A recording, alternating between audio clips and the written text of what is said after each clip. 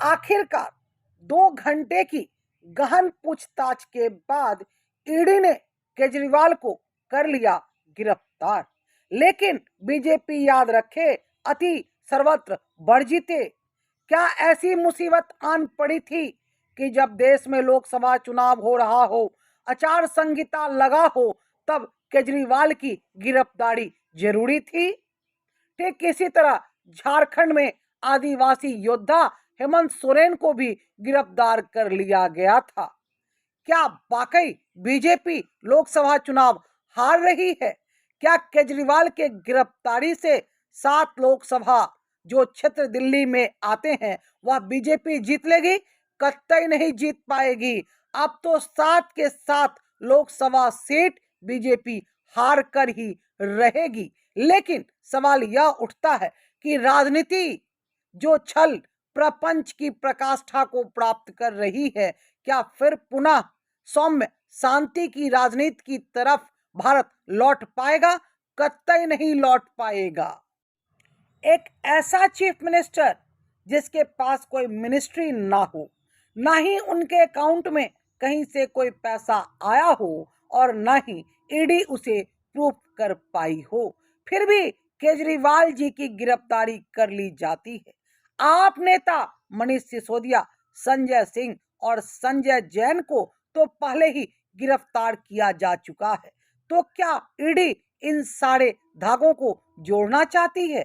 तो इन सारे धागों को जोड़ना इतना आसान नहीं होगा, क्योंकि भारतीय न्यायालय व्यवस्था में जो लचर पचर है, इस केस में, किसी भी केस में 10 साल, 20 साल, 25 साल लग जाते हैं और फैसला नहीं हो पाता। लेकिन तब तक जिन लोगों को सलाखों के पीछे रख दिया जाता है, उनकी जिंदगी तहस नहस हो जाती है।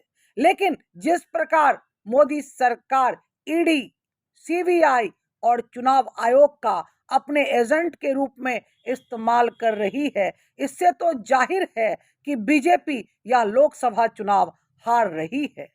देश की जनता अगर मोदी जी चाहें भी तो भी इस चुनाव के बाद उन्हें पैदल कर देगी। उसके बाद मोदी जी पर क्या होगा? जो उन्होंने इतिहास में सबसे बड़ा घोटाला इलेक्टोरल बॉन्ड का किया है।